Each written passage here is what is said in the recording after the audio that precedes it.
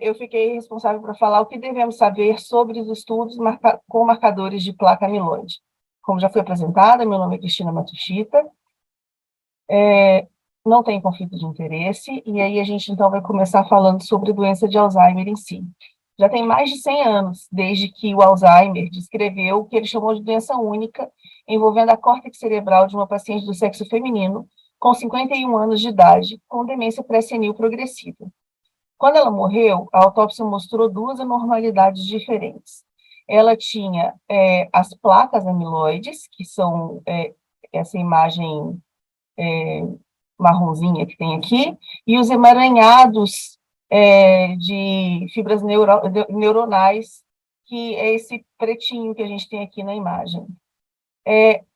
Esses dois marcos patológicos ficaram registrados a uma doença que acabou carregando o nome dele, que é a doença de Alzheimer em si. Então, a doença de Alzheimer, em meados dos anos 50 e 70, ela teve um reconhecimento de que ela era uma demência relativamente comum. Bastava o indivíduo viver o suficiente para sofrer com demência. E começou também com uma crescente compreensão de que a demência senil ela não é consequência do envelhecimento ou da aterosclerose cerebral. Essa doença ela ficou conhecida como doença de Alzheimer. E à medida que o tempo foi passando, graças a Deus, o nosso conhecimento dessa doença também foi melhorando, né? E com isso, em 1984, foi estabelecido critérios para o diagnóstico de doença de Alzheimer.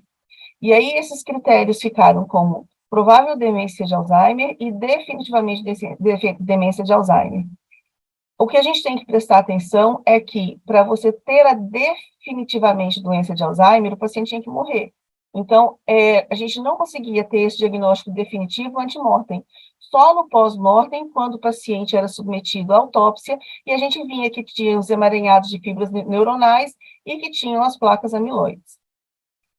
E, muito importante a doença de Alzheimer, o Petersen, em 99, ele descreveu uma condição que ele chamou de comprometimento cognitivo leve, que muitas vezes a gente chama como MCI.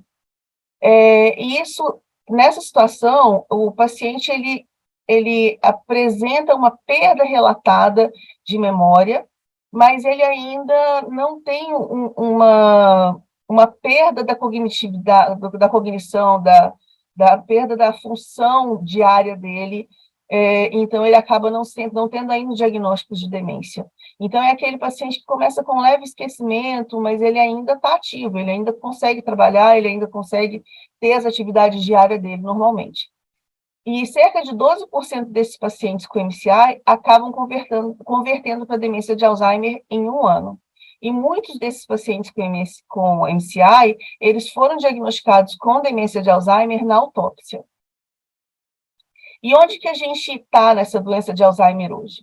A gente sabe que a doença de Alzheimer representa cerca de 60% dos casos de demência, e os outros 40% são por outras causas, como, por exemplo, o corpúsculo de Lewy, a demência frontotemporal, a demência vascular e até mesmo as demências mistas. O critério clínico de diagnóstico de provável demência de Alzheimer definido tem uma sensibilidade de apenas 70%, e uma especificidade também de 70%, comparado com a patologia em si. Então, isso quer dizer que em 30% dos casos desse diagnóstico de demência de Alzheimer, o clínico está errado. E o comprometimento cognitivo leve é um critério que foi definido como uma fase pré-sintomática, pré a demência de Alzheimer. E os estudos de autópsia sugerem que a deposição amiloide ela precede a demência clínica em até 10 anos. E o consenso é de que o excesso de placa amiloide é a provável causa de DA, de demência de Alzheimer. E isso é uma hipótese, a gente ainda não tem muita certeza. Então, falando em hipótese amiloide, esse é o processo patofisiológico que a gente tem presumido. Então, a gente tem as placas amiloides, que por algum motivo que a gente ainda não conhece, a gente tem os monômeros amiloides, que por algum motivo que a gente ainda não conhece, eles se juntam formando placas, e aí elas vão se acumulando na córtex cerebral. E a hipótese é que esse acúmulo acaba dando início a vários processos, como, por exemplo, a neuroinflamação, o depósito de emaranhados neurofibróticos, a neurotoxicidade, e acaba gerando a morte neuronal. E aí, em 2004, o Planck e Martins, eles descreveram uma nova molécula, que é derivada da tioflavina T, que é um corante amiloide de ligação. Ele consegue atravessar a barreira hematocefálica e tem alta afinidade para o amiloide humano. E eles chamaram essa molécula como Pittsburgh Compound C, marcado com carbono 11, que é o famoso PIB. Essa publicação, ela acabou revolucionando a ciência, e ela também estimulou várias pesquisas clínicas e estimulou o desenvolvimento de várias outras moléculas amiloides. E aí a gente começou o boom de busca pelo marcador amiloide marcado com flúor 18 perfeito. E aí, obviamente, a gente tem que pensar que isso sempre tem muito muito relacionado à questão econômica, né, da venda do material em si. Então, o que a gente acaba tendo de diferença entre as moléculas é o ligante, porque como a gente sabe que cada molécula diferente tem uma patente diferente, então cada laboratório quer ter a sua patente.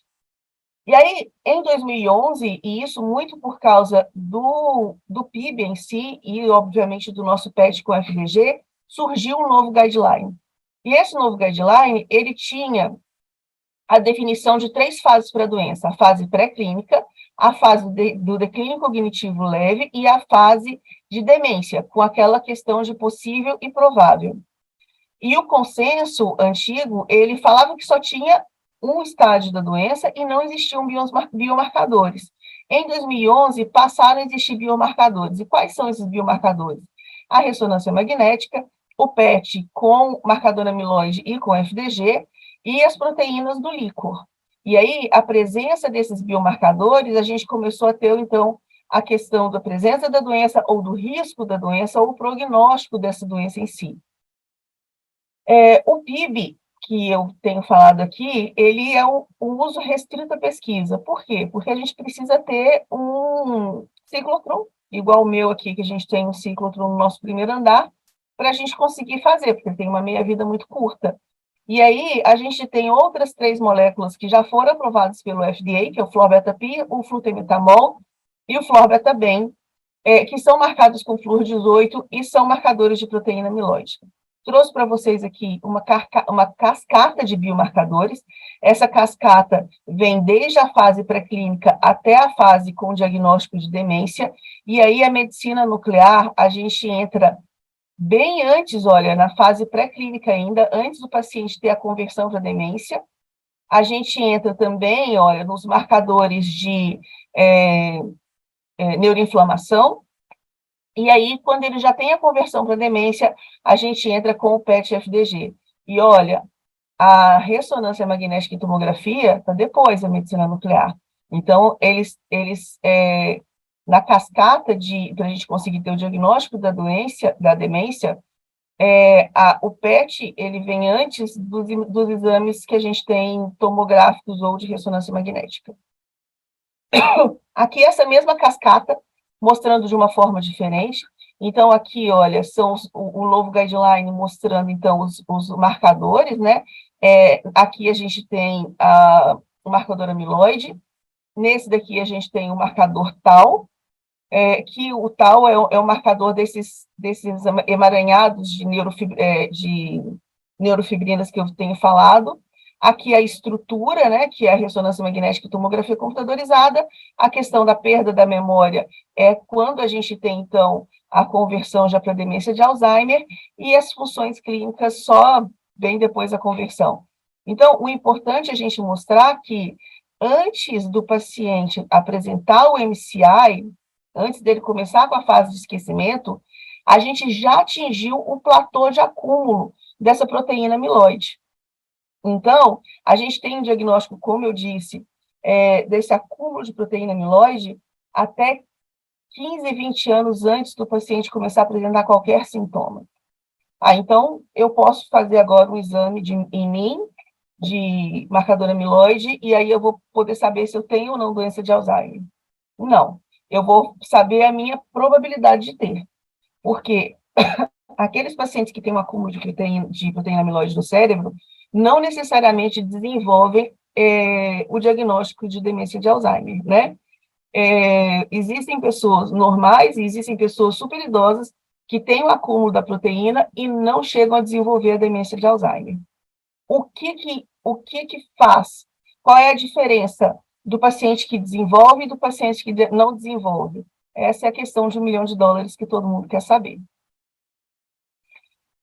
Então, como eu venho dizendo, a gente tem o acúmulo de proteínas amiloides antes do paciente ter a conversão, e acaba, então, que as proteínas amiloides elas não são bons marcadores de conversão para demência. Os melhores marcadores que a gente tem de conversão para demência é a integridade neuronal, que a gente vê que tem uma queda abrupta depois que o paciente já apresenta o MCI, e aí, então, ele tem aquela queda absurda aqui da integridade neuronal, que a gente consegue enxergar com os exames de FDG-PET. E as neurofibrinas, né, os emaranhados de neurofibrinas, que aumentam absurdamente a partir do momento que o paciente começa a apresentar o MCI. Então, neste momento, esses dois são os melhores marcadores que a gente tem para a conversão para demência.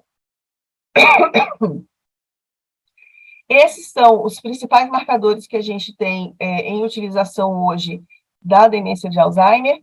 Os 3 que eu falei que são aprovados pelo FDA, em 2012 foi o Florbetapir, em 2013 o flutemetamol e em 2014 o Florbetaben.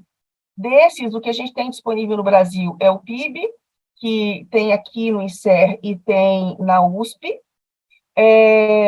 No Einstein eu não sei se tem, Solange. E a gente tem o Florbetaben, que já está disponível para o Brasil inteiro e à venda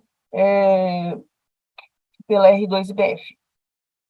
Então, aqui é um estudo que eu trago que são alguns achados de estudos clínicos mostrando que a molécula amiloide ela tem a sensibilidade para o diagnóstico clínico de neurodegeneração.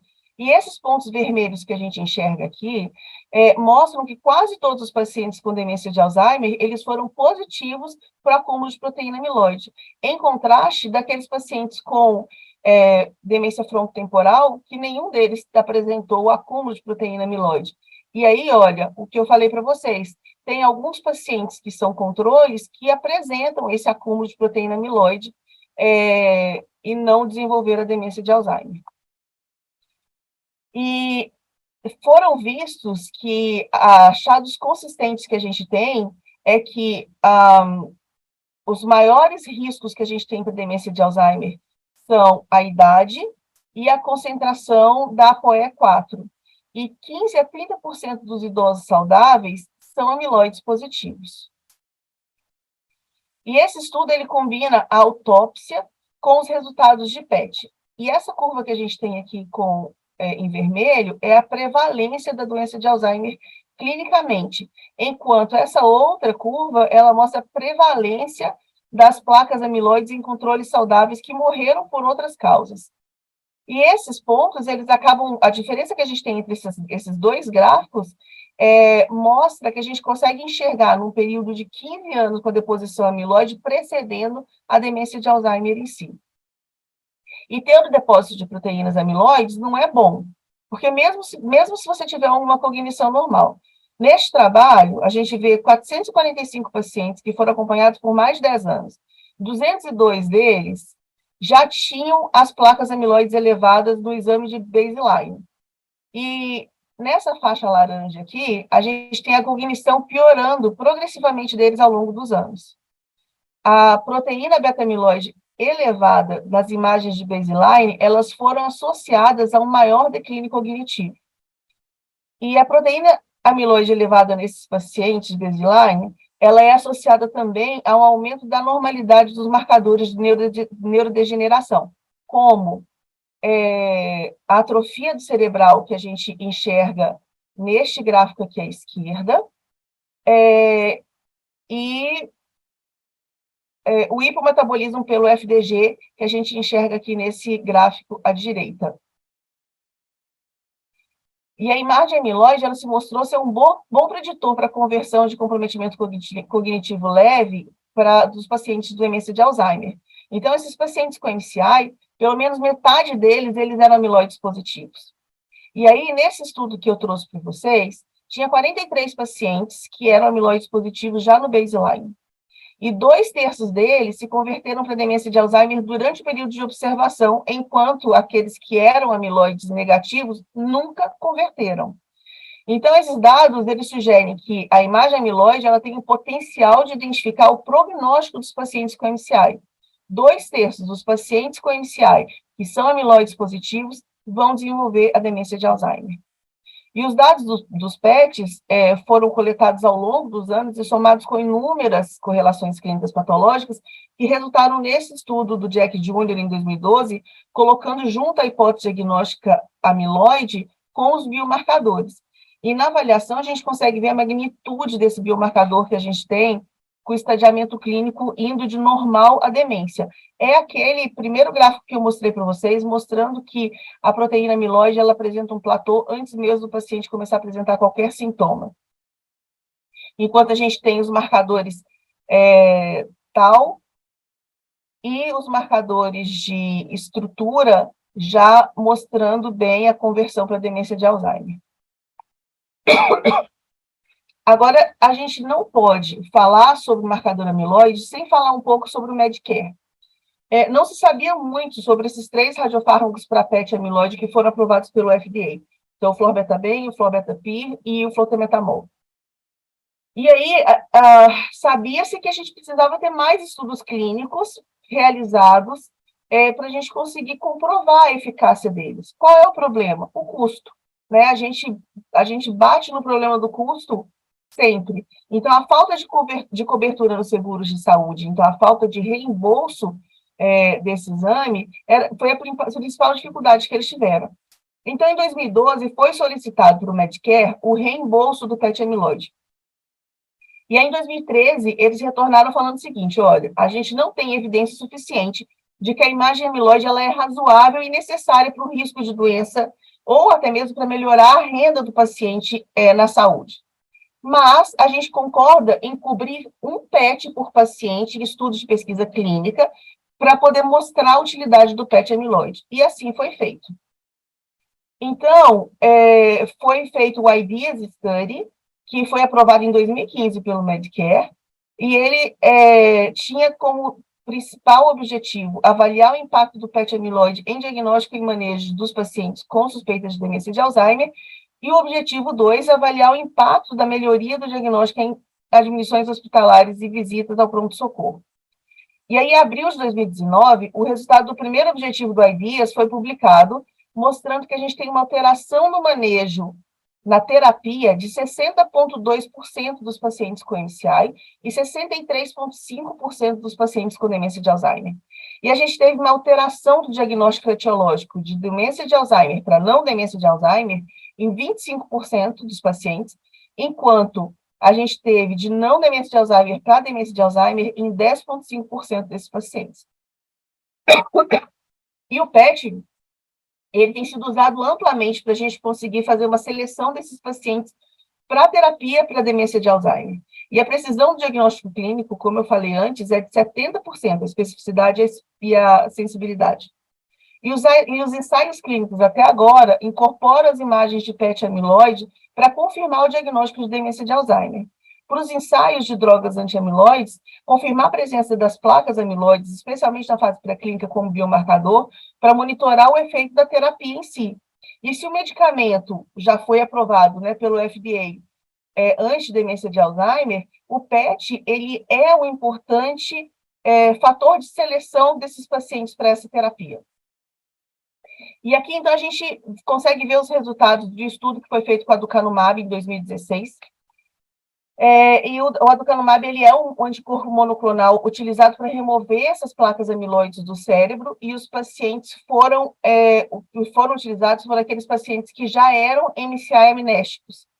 Todos eles foram submetidos ao exame de PET com florbetapir com flúor 18, e todos eles tiveram o exame como positivo para o acúmulo de proteína amiloide. E aí, o que a gente consegue ver é que, com o uso do aducanumab, os pacientes começaram a reduzir a quantidade de proteína amiloide que eles tinham no cérebro.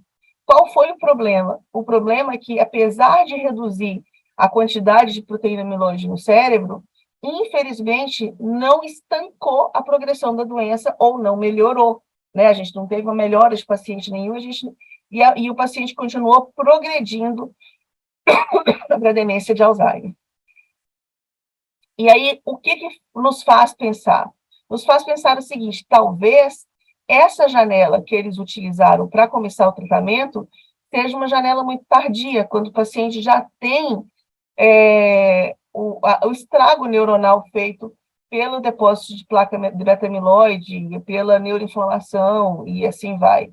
Talvez seria melhor a gente trazer a janela de tratamento para esse período pré-clínico. E aí sim, então, valeria a pena fazer um PET precoce, sem o paciente ter qualquer sintoma, para saber se tem acúmulo ou não de proteína amiloide, e aí sim iniciar com essa terapia antidepósito de proteína amiloide. Falando um pouco sobre o laudo, a gente tem que lembrar que precisa ser médico nuclear para laudar. Existem protocolos internacionais feitos para a gente conseguir interpretar e laudar um exame de PET amiloide. Na bula de cada uma dessas moléculas que a gente tem no mercado, tem a indicação de escala de cor, a indicação de como visualizar a positividade ou negatividade desse exame e quais são as regiões que precisa levar em consideração.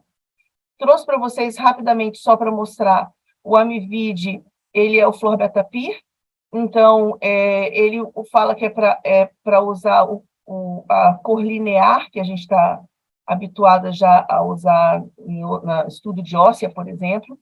E, assim, sempre, o que a gente precisa ver é o contraste da substância cinzenta com a substância branca. Eu costumo falar que quando a gente vê um exame positivo, parece que a gente está vendo um exame de FDG, sabe? A gente consegue ver toda a córtex do paciente muito bem demonstrada. Quando comparado com o exame negativo, a gente enxerga só a substância branca, e a substância cinzenta apresenta esse contraste bonito que a gente enxerga aqui. Essas aqui são as imagens com o Neurasec, que é o Flor-Beta-Bem.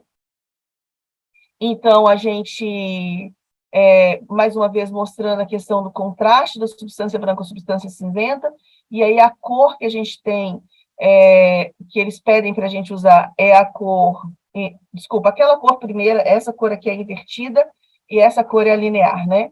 Então, preto e branco linear, e aí a gente tem o Visamil, que é o flutemetamol, que pede para usar a escala Rainbow, e usa-se para o diagnóstico os 3 cortes, né? Tanto os coronais, quanto os sagitais, quanto os axiais. Trouxe para vocês as imagens que eu costumava fazer com o PIB aqui no INSER. Então, a gente tem um PIB negativo e um PIB super positivo. Então, mais uma vez, mostrando a diferença que a gente tem da substância branca para a substância cinzenta, e aqui mostrando, olha como parece um exame de FDG que a gente está enxergando aqui. A gente tem a quantificação que a gente faz com o PIB. Então, a quantificação que a gente faz com o PIB é feita sempre um cálculo que a gente chama de SUVR. Então, a gente faz um VOI da segmentação do cérebro que a gente está avaliando. Então, a gente avalia a região pré-frontal, órbito-frontal, parietal, temporal, o cíngulo posterior, pré-cúneo e occipital.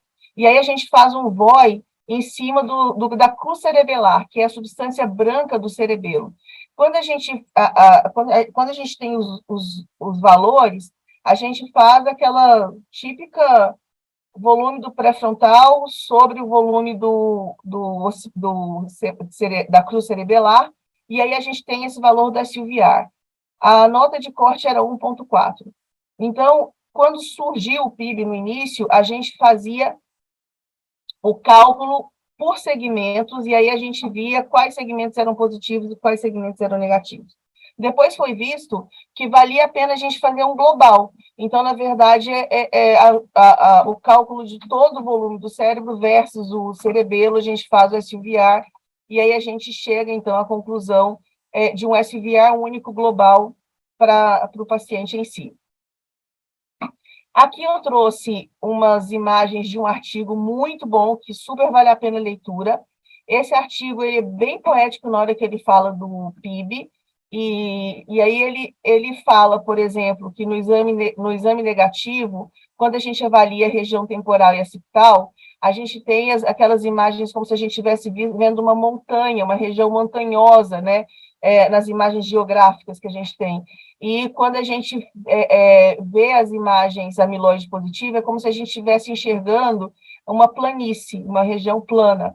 Na região frontal, entre os hemisférios direito e esquerdo, ele fala que a gente consegue ver um diamante nessa região, quando negativo, contra o que ele fala de hemisfério se beijando quando positivo.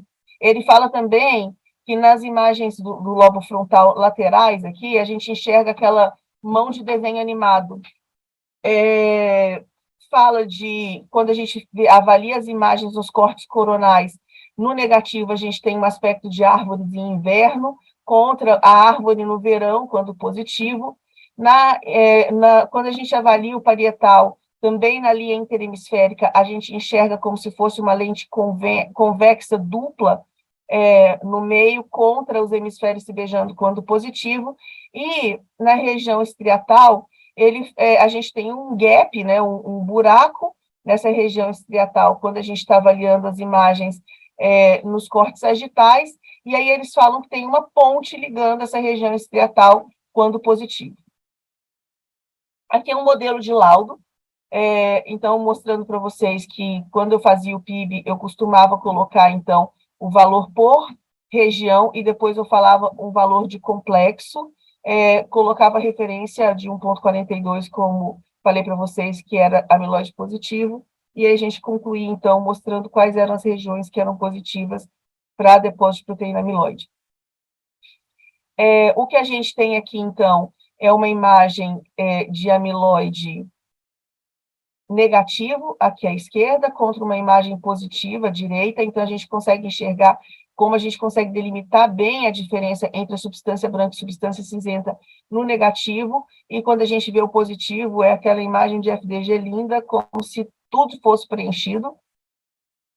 E eu trouxe um pouco para vocês, então, para falar sobre o protocolo e o cuidado de manipulação com o material. Obviamente, a gente precisa de todo o cuidado de radioproteção, de asepsia, a gente tem que fazer uma inspeção visual do radiofármaco, porque ele não pode conter partícula nenhuma, é bom proteger contra a luz, e não pode, em hipótese alguma, diluir com soro fisiológico. O paciente no preparo não precisa de jejum, ele não suspende medicação nenhuma, não precisa fazer repouso nem antes nem depois da injeção, e vale a pena pedir os exames anteriores dos pacientes.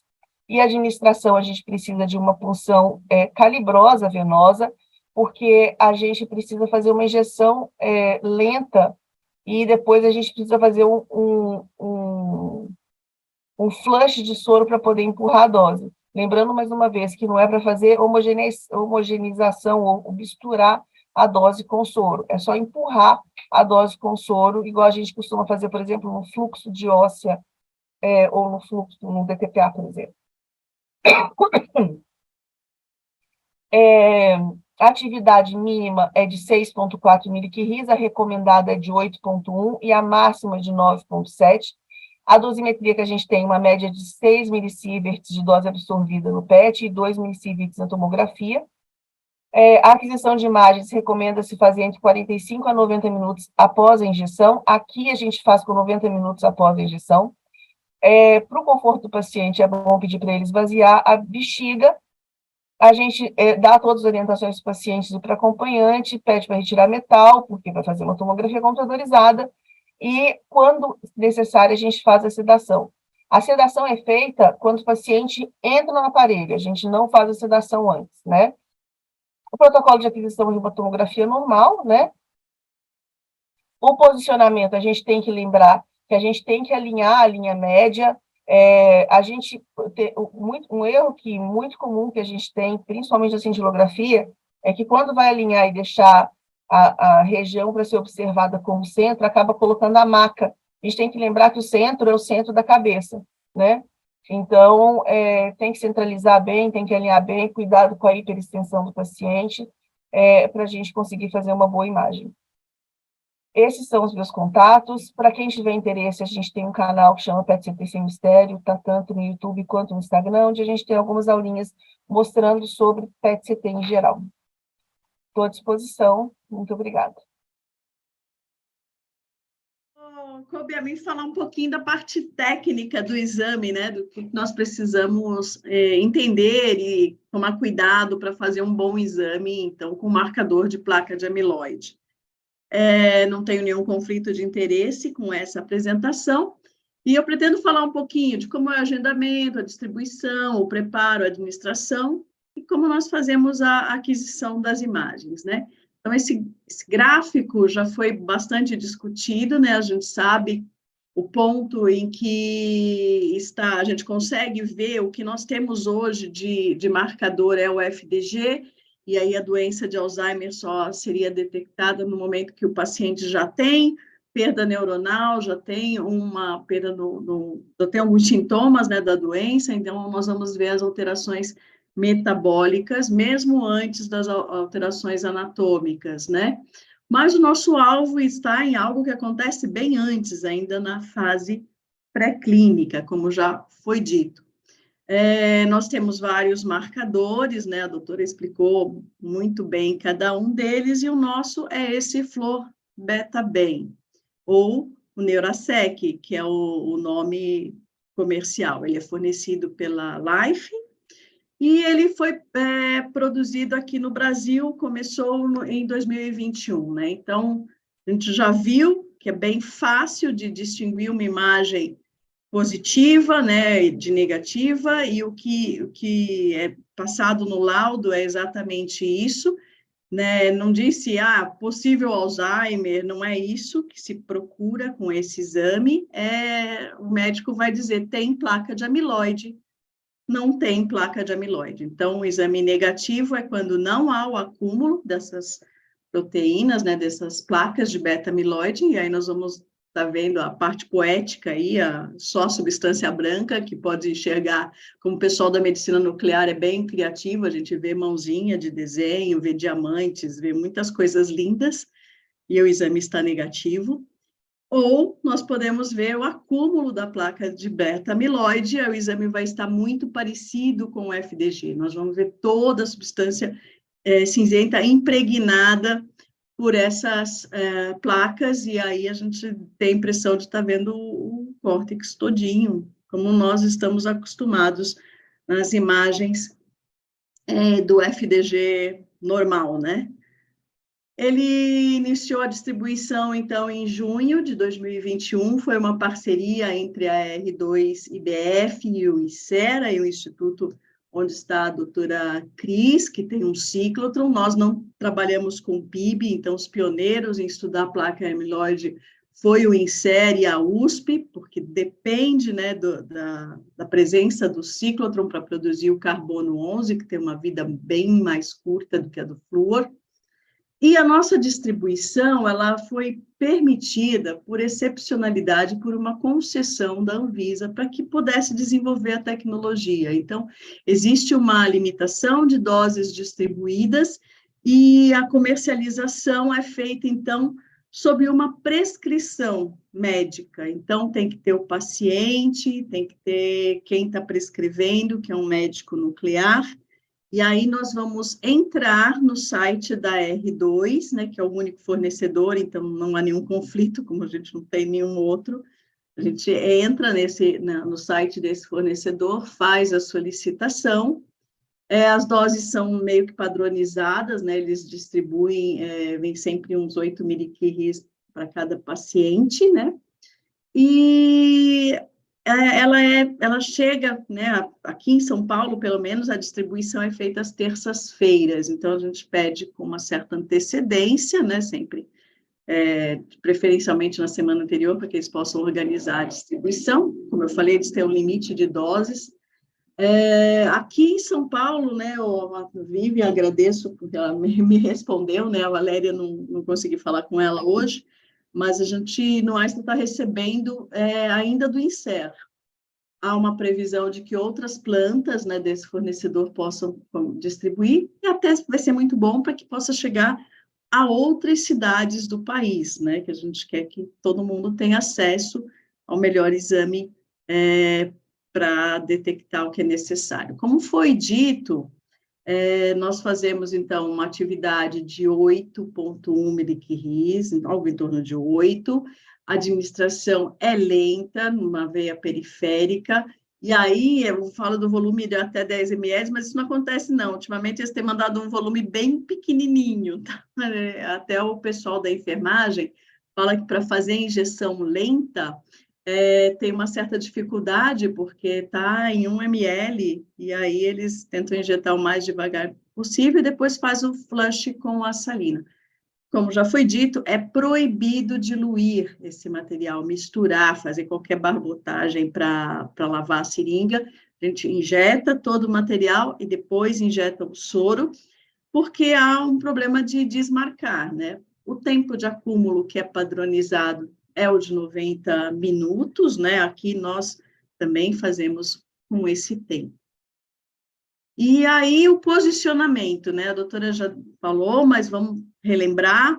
A gente precisa deixar o paciente com a cabeça bem alinhada. Então, esse artigo é antigo, mas ele é legal que ele mostra exatinho como é que é. A cabeça tem que estar de uma forma que a linha órbito meatal esteja bem na vertical, a gente não deixar o queixo nem para cima, nem para baixo, né? Deve estar numa posição neutra.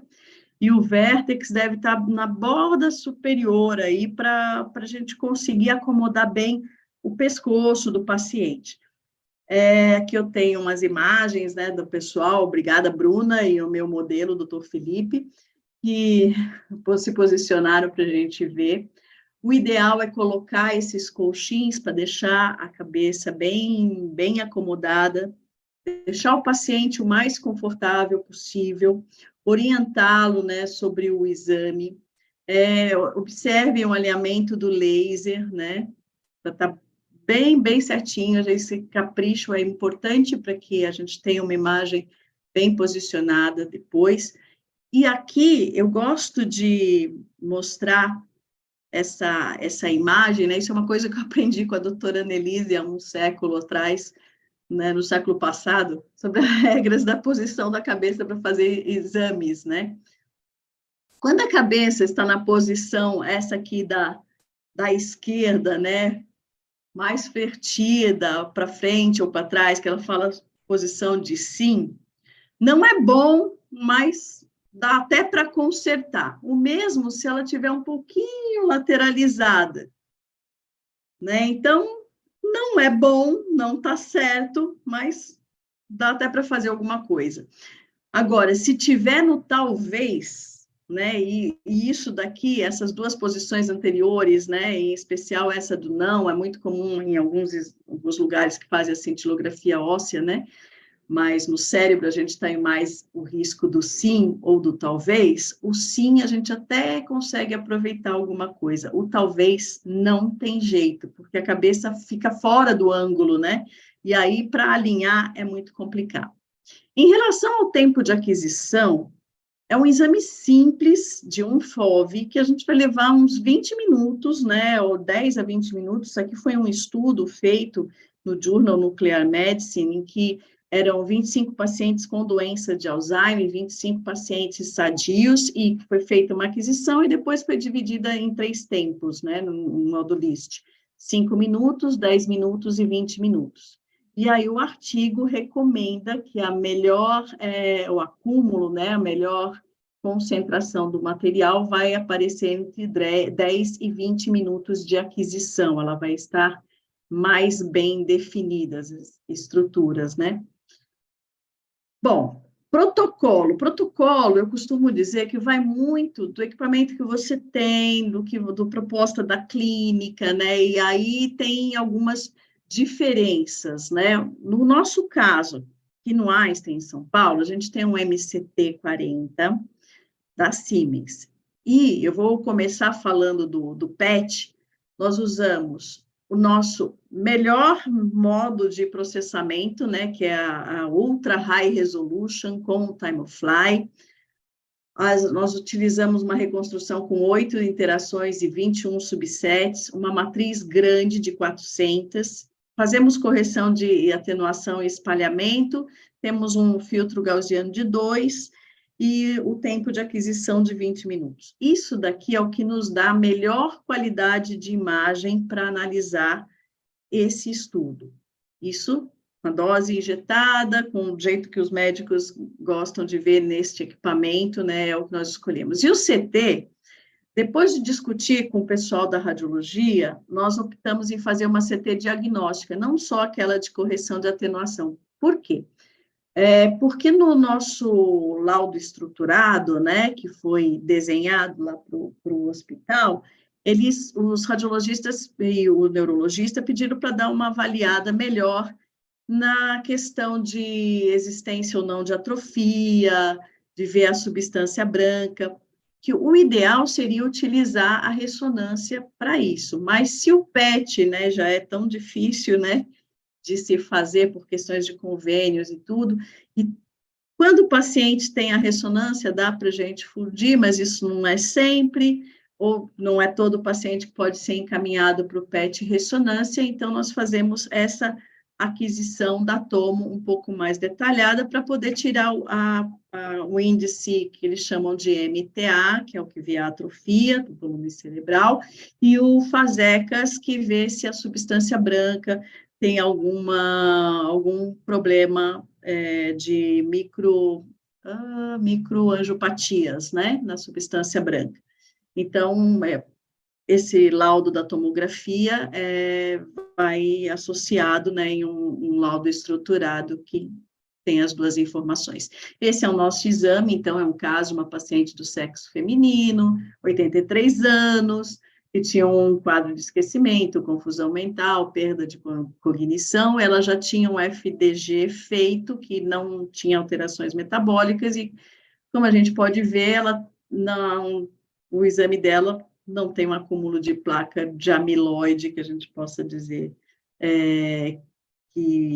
que é um acúmulo que chame a atenção, né? Praticamente não tem acúmulo, e tem alguma perda de volume, né? Que a gente observa, mas também com 83 anos, isso estaria dentro do esperado para a idade. É um dos casos, como a doutora falou, né, que existem idosos que têm a placa de amiloide e não têm o Alzheimer, e idosos que não têm placa de amiloide, apesar de ter a confusão mental, e aí vai outras questões que vai ser estudada pelo neurologista. A gente tem a oportunidade de utilizar aqui o PET ressonância, e aí é uma imagem realmente simultânea, né? A ressonância usa todas as sequências, né, para um estudo, né, para uma avaliação cerebral, e isso leva em torno de 30 a 40 minutos, e a imagem do PET a gente mantém os 20 minutos, né? Precisa utilizar as bobinas adequadas. E aí nós vamos ter uma avaliação mais apurada, né, da substância branca e da substância cinzenta, que é um caso, então, de um paciente de 69 anos, com quadro de esquecimento, confusão mental, pós-Covid, né, é um paciente relativamente jovem, né, ainda mais que eu estou chegando perto dos 60, eu estou achando todo mundo jovem. O seu PET com FDG também não tinha alteração metabólica, e ele tinha ausência do depósito de placas de amiloide, né, e avaliação volumétrica também dentro dos padrões esperados para a idade. Bom, então essas são as minhas considerações finais. O agendamento deve ser feito com uma prescrição para o fornecedor, né, ainda mais. Não basta o pedido do médico neurologista, o médico nuclear tem que prescrever individualmente para mandar, para poder reservar essa dose. É proibido diluir, né, em solução fisiológica, a administração deve ser lenta, o tempo de captação ideal após a injeção, apesar de não há nenhum preparo, é de 90 minutos. O posicionamento deve ser feito com bastante cuidado para que esteja bem alinhada o crânio, né, a linha órbito-meatal na vertical, o paciente confortável para que ele, são 20 minutos, para que ele não queira se mexer e possa atrapalhar. E a aquisição, né, da imagem é um FOV de 10 a 20 minutos, e aí, assim, escolha a melhor reconstrução possível, né, a melhor forma de combinação dos parâmetros para o seu equipamento, né? Não dá para a gente migrar de um equipamento para o outro, né? Porque cada um tem a sua característica, é importante que seja definido isso para a sua clínica. É isso que eu tinha para falar. Muito obrigada. Bom, a minha ideia aqui, então, é pegar tudo isso que a doutora e a Solange colocaram e mostrar na prática como que a gente deve, então, como é que funciona na prática o processamento e como é que ele faz, como é que o algoritmo trata esses dados, né? Então, eu tenho aqui algumas imagens de marcador beta-amiloide e tenho FDG também para eu poder exemplificar isso. Eu vou abrir no software aqui. Tenho que dizer que eu tenho, talvez, né, potenciais conflitos de interesse, porque trabalho na GE, não tem como eu não mostrar uma coisa da GE aqui, mas vamos tentar falar de algoritmo em si e do que está acontecendo aqui por trás, em termos matemáticos, em termos de técnica. Então, quando a gente tem um estudo cerebral para estudar demência, a gente tem usado hoje, ó, você está vendo aqui que está fazendo um processamento. Isso daqui é baseado num software que foi desenvolvido há muitos anos, acho que é nos anos 80 até, por um pesquisador japonês, Dr. Minoshima, e esse software, ele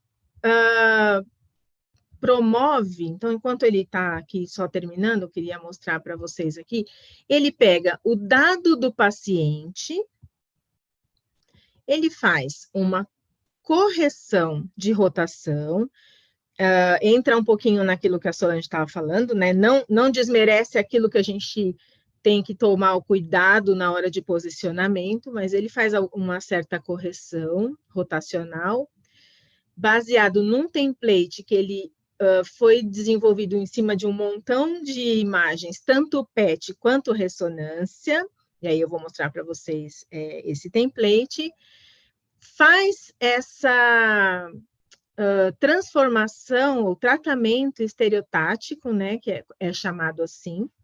Ele pega todos os dados, todos os pixels captantes ou não, né, todo o formato do dado do paciente e encaixa num template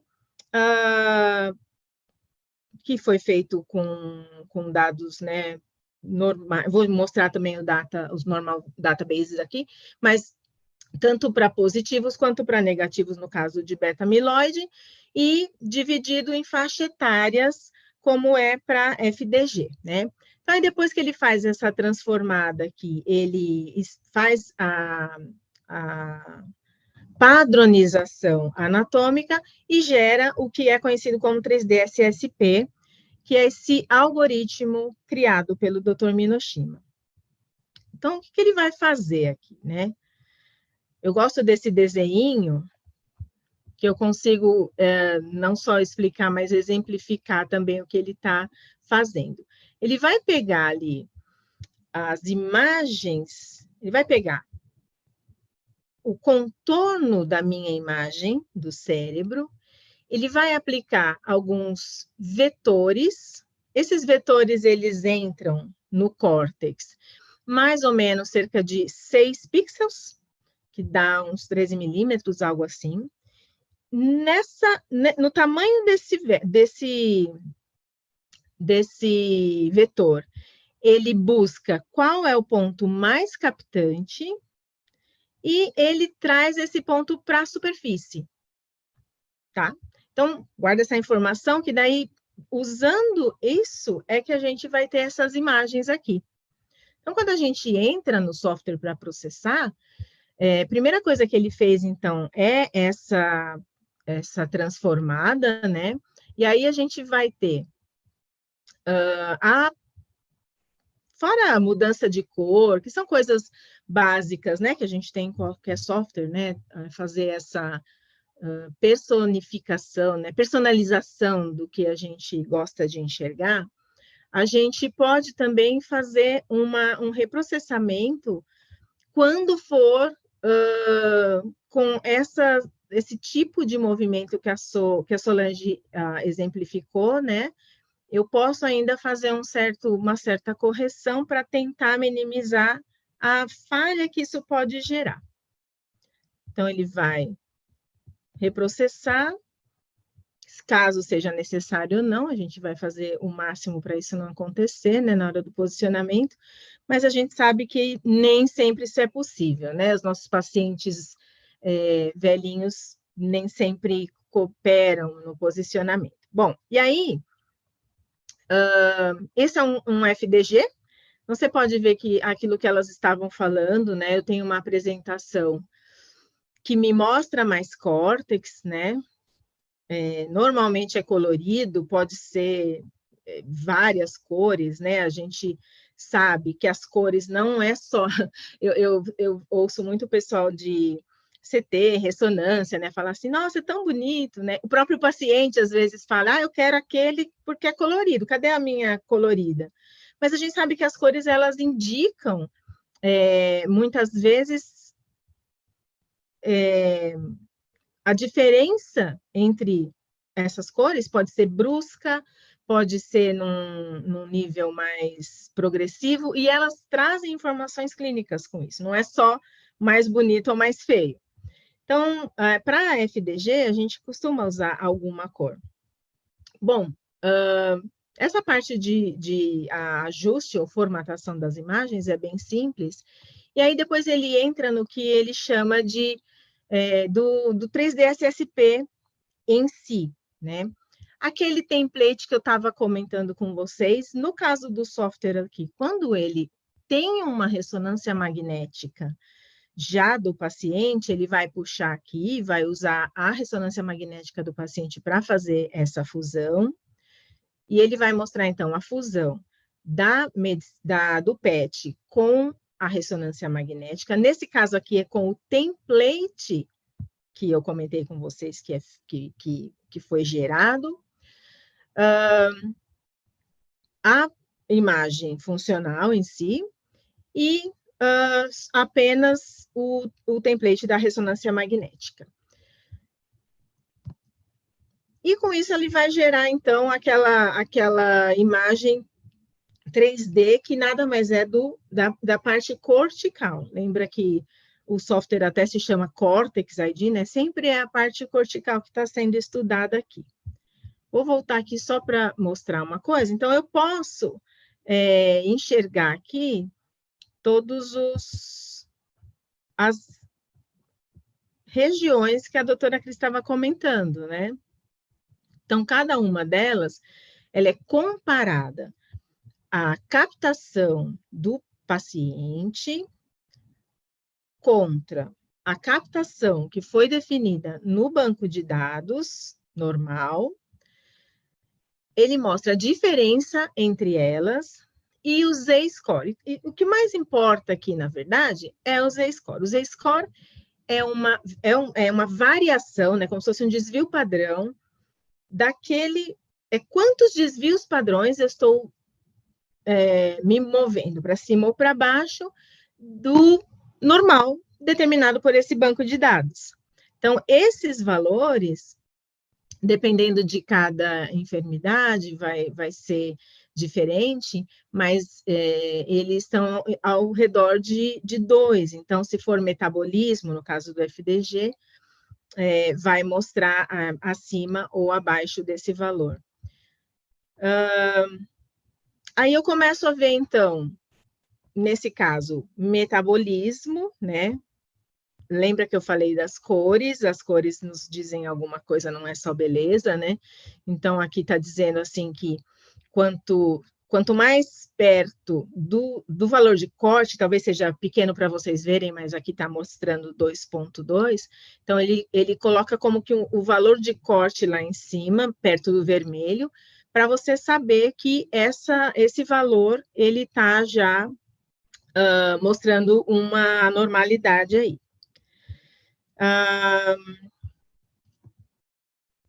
Não tem muito. Aí aqui é só a apresentação, né? O quanto que a gente consegue mais para impressão, ou guardar, mandar para o Pax, alguma coisa assim. Então, trabalhar o software de uma maneira geral, ele é bem simples, né? O que demorou mais para fazer foi realmente montar isso tudo. E aí eu queria só falar um pouquinho aqui do banco de dados, né? Como eles foram gerados. Então, para FDG, lembra que para FDG a gente está falando de degeneração. Eu preciso colocar um padrão estratificado por idade, porque o meu cérebro vai ter uma degeneração que pode não ser patológica, mas é normal da idade comparado com o cérebro da minha filha, por exemplo, né? Então, ela precisa ter essa estratificação.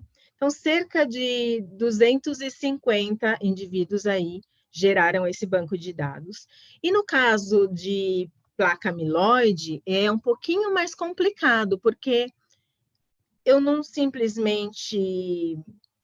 No FDG eu tenho lá o padrão de tal idade.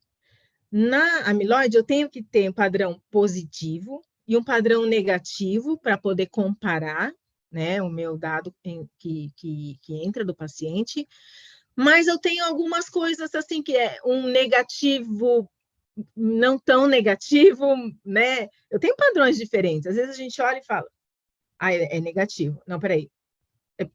É negativo, sabe? Não é aquela coisa assim que ficou tão clara para a gente. Então, foi mais complicado gerar esse banco de dados.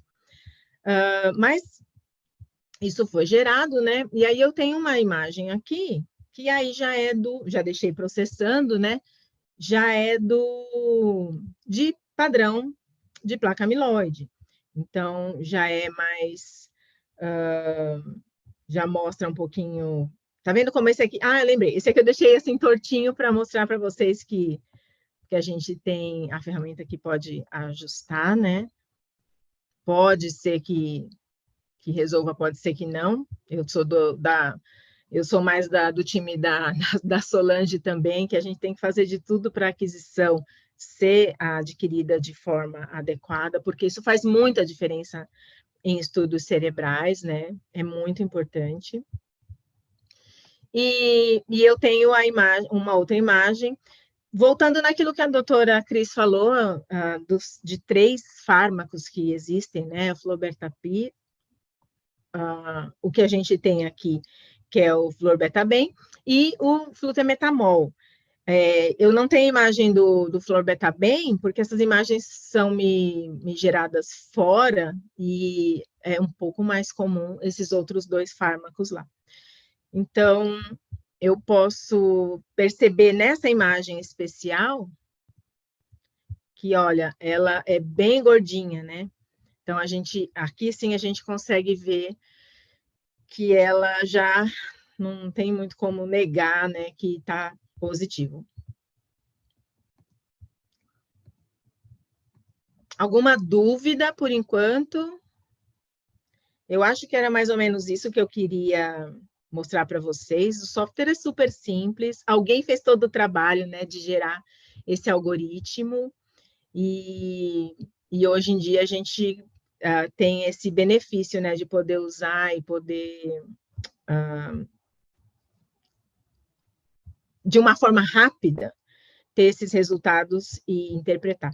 É importante entender para cada enfermidade como interpretar esses dados, e aí é o papel do médico nuclear, né? Dificilmente um radiologista ou qualquer outro profissional de imagem vai entrar nessa seara. É o médico nuclear que vai trabalhar com isso. Tem uma perguntinha aqui, Patrícia. As Pode cores falar. precisam. A Bruna Queiroz, Shakur, ela está Tá. perguntando: as cores precisam ser padrão para indicar as alterações? Vermelho indica uma coisa e azul um outro extremo? Ah, sim, sim, isso sempre, isso é em toda a medicina nuclear, né? Se você lá pegar lá uma cintilografia óssea, pode ser que ela não tá assim como do jeito que eu mostrei ali, com um numerinho, às vezes nem tá aparecendo aquele color map que a gente chama ali do lado, mas sempre eu vou ter uma variação. Por exemplo, eu não posso usar a mesma escala de cor que eu faço para cardíaco, que eu tenho mudanças sutis, para, por exemplo, que outro exemplo? Tem algumas coisas que a gente precisa ver. Quanto é 5%? Quanto é 10%? E aí eles têm uma mudança brusca nesse mapa de cores. Então, sim, eu preciso ter conhecimento de o que aquele mapa de cores está me mostrando também, para eu não ir só pela aparência.